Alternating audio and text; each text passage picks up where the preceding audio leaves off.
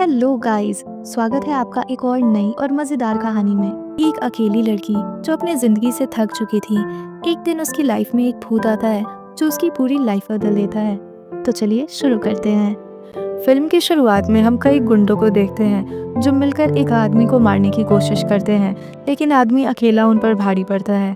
उन्हें पीटने के बाद वो आराम से अपनी सिगरेट पीने बैठता है, लेकिन तभी पीछे से कोई गोली चलाकर उसे मार देता है और उसकी मौत हो जाती है। जिसके बाद कुछ आदमी वहां आकर उसकी बॉडी को ठिकाने लगा देते हैं और पूरे जगह की साफ सफाई करके सबूत मिटा देते हैं। लेकिन जो गोली उसे लगी थी उसका खोल वहीं पड़ा रह जाता है। वो खोल शहर तक चला आता है।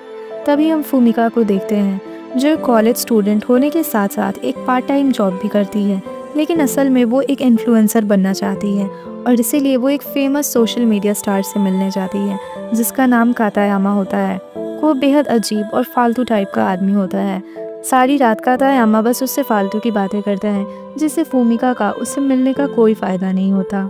इन्हीं बातों में इतना टाइम गुजर जाता है कि फूमिका अपनी लास्ट ट्रेन भी मिस कर देती है। कातायामा उसके साथ बदतमीजी करने की भी कोशिश करता है। फूमिका उससे फ्रस्ट्रेट होकर उसे पीट देती है, लेकिन असल में वो सिर्फ एक सपना था क्योंकि वो ऐसा नहीं कर सकती थी। वो आदमी काफी ज्यादा पॉपुलर होता है। फिर फूमिका अपने घर के लिए निकल जाती है और रास्ते में उसे गोली का वही खोल मिलता है। उसे छूते ही जिस गन से वो गोली चली थी उसके विजन फूमिका को दिखने लगते हैं। वो खुद को संभालती है और खोल अपने बैग में डालकर घर के लिए निकल जाती है। तभी हमें उसके पीछे एक आदमी खड़ा नजर आता है, लेकिन अगले ही पल वो गायब हो जाता है। माहो, जो फूमिका की बहुत अच्छी दोस्त होती है, उसके अपार्टमेंट के बाहर उसका इंतजार कर रही थी। वो फूमिका से कहती है कि आज वो अपने घर नहीं जा सकती। उसके चेहरे पर चोट के निशान देखकर फूमिका समझ जाती है कि माहो के बॉयफ्रेंड ने फिर से उसके साथ मारपीट की हुई है। फूमिका माहो को रूमी से ब्रेकअप करने का राय देती है, लेकिन माहो मना कर देती है। जिसके बाद वो दोनों घर के अंदर चली जाती है। जैसे ही वो घर में आती है उसे एक आदमी दिखता है जो खून से लाल हुआ एक कोने में खड़ा था। वो माहो से पूछती है कि ये कौन है, लेकिन माहो को वहाँ कोई दिखाई नहीं देता। उसे लगता है कि फूमिका ने कुछ ज्यादा ही ड्रिंक कर लिया है। फूमिका एक चम्मच चलाकर उसकी तरफ मारती है, लेकिन वो आदमी की बॉडी के आर पार हो जाता है। ये देखकर फूमिका को भी बहुत शौक लगता है। अचानक माहो को एक मैसेज आता है जिसे पढ़ते ही वो वापस घर जाने लगती है। माहो के जाते ही वो आदमी दोबारा आ जाता है और फूमिका को कहता है कि वो माहो को जाने से रोके। फूमिका उसे देखकर बेहद डर जाती है और भागने के लिए दरवाजा खोलती है, लेकिन उसका पैर फिसल जाता है और वो गिरने वाली होती है। तभी आदमी उसका हाथ पकड़ लेता है, लेकिन फिर भी गिर जाती है। फूमिका को रियलाइज होता है कि वो आदमी असल में एक भूत है जिसे वो छू भी नहीं सकती, लेकिन उससे बात कर सकती है। अचानक वो भूत फूमिका की बॉडी में चला जाता है और उसे कंट्रोल करने लगता है। भूत फूमिका की बॉडी में काफी अजीब अजीब हरकतें करने लगता है, जिससे वो काफी नाराज हो जाती है और उसे बाहर निकलने के लिए कहती है। लेकिन वो भूत बेचारा खुद कहता है कि मैं पहली बार एक भूत बना हूँ, मुझे मेरी पावर्स के बारे में कुछ नहीं पता। फूमिका बार बार उसे अपनी बॉडी से निकलने को कहती है, जिसके बाद भूत कोशिश करता है और बाहर निकल आता है। अब फूमिका खुश होने लगती है कि वो भूत वहां से चला गया, लेकिन उसी पल वो उसे दोबारा दिखाई देता है। वहां मौजूद देखकर वो काफी डर जाती है और घबराकर अपने घर से भाग जाती है, लेकिन आदमी अचानक उसके सामने खड़ा हो जाता है। दरअसल फूमिका उस भूत से उसी वक्त कनेक्ट हो गई थी जब उसने गोली का वो खोल उठाया था। फूमिका जब भी उस भूत से 15 मीटर रेडियस से ज्यादा दूर जाती है, भूत अपने आप टेलीपोर्ट होकर उसके पास आ जाता है। फूमिका बेहद घबराई होती है और डर की वजह से वो बस भागती चली जाती है। तभी गली में उसे माहो नजर आती है, जिसका बॉयफ्रेंड रूमी उसे काफी अब्यूज कर रहा होता है। वो जबरदस्ती माहो से पैसे मांगता है, लेकिन उस बेचारी के पास कोई पैसे नहीं होते। दूर खड़ी फूमिका ये सब कुछ देख रही होती है। वो माहो के पास जाती है और उसके बॉयफ्रेंड को समझाने की कोशिश करती है, लेकिन वो फूमिका को अपने और माहो के बीच आने से मना करता है। वो जबरदस्ती माहो को अपने साथ लेकर जाने लगता है। ना चाहते हुए भी माहो को उसके साथ जाना पड़ता है। तभी वो भूत वहाँ आता है और बदसलूकी के लिए माहो के बॉयफ्रेंड को सबक सिखाने को कहता है। फूमिका अकेले उसका सामना वैसे भी नहीं कर पाती, इसीलिए भूत उसे अपना हाथ पकड़ने के लिए कहता है ताकि वो दोबारा फूमिका की बॉडी में चला जाए। पहले तो फूमिका मना कर देती है, लेकिन फिर माहो का हाल देखकर वो मान जाती है। फूमिका भूत से हाथ मिला लेती है और भूत उसी पल उसकी बॉडी के अंदर चला जाता है। फिर भूत उसकी बॉडी को कंट्रोल करने लगता है। माहो का बॉयफ्रेंड उसे मारने ही वाला था, तभी फूमिका उसका हाथ पकड़ लेती है और उसकी अच्छे से धुलाई करती है। रूमी फिर भी बाज नहीं आता और वो फूमिका को जान से मारने की धमकी देता है। वो कुछ ही सेकेंड में रूमी को मार मार के बेहोश कर देती है। फूमिका भी शॉक थी कि उसके अंदर आखिर इतनी पावर्स कहाँ से आ गई। तभी रूमी धोखे से फूमिका पर अटैक कर देता है। वो भूत बार बार फूमिका को हाथ पकड़ने के लिए कहता है, लेकिन लाख कोशिशों के बाद भी वो हाथ नहीं पकड़ पाती। रूमी पूरी ताकत लगाकर उसका गला दबाता है। तभी कोई पीछे से उसे मार देता है, जो कोई और नहीं बल्कि माहो खुद होती है। अभी रूमी के टॉर्चर से तंग आ चुकी थी, अपने बॉयफ्रेंड को मार के अपने बेस्ट फ्रेंड की जान बचाती है। फिर दोनों घर जाने लगती है, लेकिन वो भूत आके फूमिका को रोकता है और कहता है कि कम से कम इसकी बॉडी को यहाँ से हटा दो, अगर किसी को पता चला तो तुम फंस जाओगी। माहो ये सब देख के पूछती है कि क्या तुम्हें सच में कोई नजर आता है। फूमिका हाँ में जवाब देती है। भूत को फूमिका के अलावा कोई और नहीं देख सकता। फूमिका माहो को पूरी सच्चाई बताती है कि जब वो रूमी की पिटाई कर रही होती है तो भूत ने उसे पोजेस कर लिया था, जो हाथ मिलाने से होता है। जैसे ही फूमिका भूत से हाथ मिलाती है, वो भूत इसकी बॉडी में आ जाता है और इसकी बॉडी को कंट्रोल करने लगता है। फूमिका अपने फोन पर भूत भगाने का तरीका देखने लगती है और अचानक टेबल पर रखे नमक का डब्बा उठाकर भूत पर छिड़कने लगती है। सभी लोग उसे बहुत हैरानी से देखते हैं। माओ किसी तरह फूमिका को शांत करती है। फूमिका काफी परेशान होती है कि एक अजनबी ने उसके शरीर पर कब्जा कर लिया है और उसे कंट्रोल करने लगा। वो किसी भी हाल में इस भूत से अपना पीछा छुड़ाना चाहती है, इसीलिए वो भूत खुद उसे एक रास्ता बताता है जिससे वो वापस चला जाएगा और फूमिका भी आजाद हो जाएगी। वो बताता है कि जब से तुमने गोली का खोल उठाया है, तब से मेरी आत्मा तुमसे कनेक्ट हो गई है। फूमिका को याद आता है कि वो बंदूक की गोली का खोल उसने अपने पास रख लिया था। वो पता चलता है कि ये वही गोली है जिससे आदमी का मर्डर हुआ था। भूत उसे अपने बारे में बताने लगता है कि उसका नाम कूडो है, जो एक प्रोफेशनल किलर यानी कि हिटमैन है। वो कॉन्ट्रैक्ट पर लोगों की हत्या करता था। उसे शक होता है कि जरूर उसी के संगठन से किसी ने उसकी जान ली है। आजाद होने के लिए तुम्हें मेरी मौत का बदला लेना होगा। यानी भूत से छुटकारा पाने के लिए फूमिका को कूडो की मौत का बदला लेना पड़ेगा, उस इंसान को मारकर जिसने उसका मर्डर किया होता है। खून खराबा रिवेंज मर्डर की बातें सुनकर फूमिका साफ मना कर देती है और कूडो को इग्नोर करने का फैसला करती है। अगले दिन वो एक चर्च में जाती है और वहाँ प्रे करने लगती है कि कूडो से किसी तरह उसका पीछा छूट जाए। तभी उसके फोन पर नारुमी नाम के एक आदमी का मैसेज आता है, जिसे देखकर वो काफी ज्यादा एक्साइटेड हो जाती है। नारुमी एक पॉपुलर सोशल मीडिया स्टार होता है। नारुमी की फोटो देखते ही कूडो कहता है कि ये आदमी अच्छा नहीं है। नारुमी फूमिका को देर रात में मिलने के लिए बुलाता है और वो चली जाती है। वहाँ कातायामा भी पहले से मौजूद होता है। तीनों एक साथ बैठकर ड्रिंक करने लगते हैं। अचानक फूमिका को कुछ ठीक नहीं लगता। वो पैसे देकर वहां से जाने लगती है। वो मुश्किल से 2-3 कदम ही चल पाई होगी कि तभी उसे चक्कर आने लगते हैं। फूमिका को शक होता है कि दोनों ने मिलकर उसके ड्रिंक में जरूर कुछ मिलाया था। कुछ ही सेकंड में फूमिका बेहोश होने लगती है। वो आदमी बातें करने लगते हैं। दवा का असर काफी जल्दी हो गया। फूमिका इनकी बातें सुन रही होती है। अचानक उठ के खड़ी हो जाती है और अपने आप से अजीब सी बातें करने लगती है, क्योंकि कूडो वहां आ चुका था। फिर हमें एक फ्लैशबैक दिखाया जाता है जहां कूडो फूमिका को कातायामा और नारुमी के बारे में बता रहा होता है कि जिन लोगों से वो मिलने जा रही है वो कैसे लड़कियों को ड्रग्स देकर उनका गलत फायदा उठाते हैं।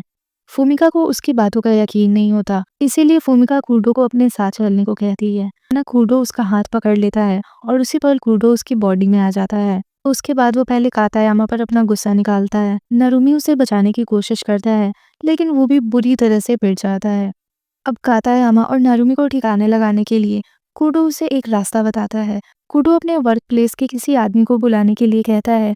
वो अपने संगठन के एक जूनियर को बुलाने वाला होता है। फूमिका उसे कॉल करके बताती है कि वो कूडो को जानती है और अपनी मदद के लिए उसे बुलाती है।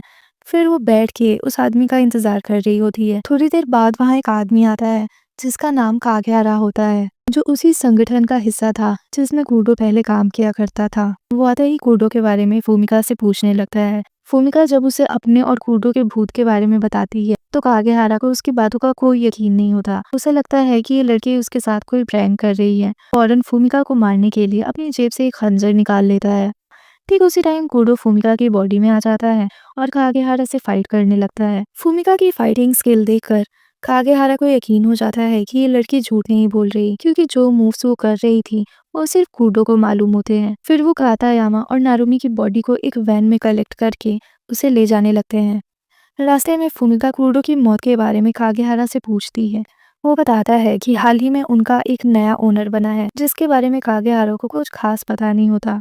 कुछ समय पहले संगठन के असली ओनर की किसी बीमारी से मौत हो गई। उसके बाद उसके बेटे ने सब कुछ अपने हाथ में ले लिया और वो गलत काम करने लगा जो कूडो को बिल्कुल पसंद नहीं था। ये सुनते ही फूमिका कहती है कि जरूर नए ओनर ने ही कूडो को मारा होगा, लेकिन कागेहारा कहता है कि उसे इसके बारे में कुछ नहीं पता। फिर हम कातेयामा और नारुमी को देखते हैं जिन्हें एक अजीब सी अंधेरी जगह में लाया होता है। कूडो को ये जगह काफी जानी पहचानी लगती है क्योंकि इसी जगह पर उसे मारा गया था। कागेहारा उन सभी को खत्म करके अपना काम पूरा करता है।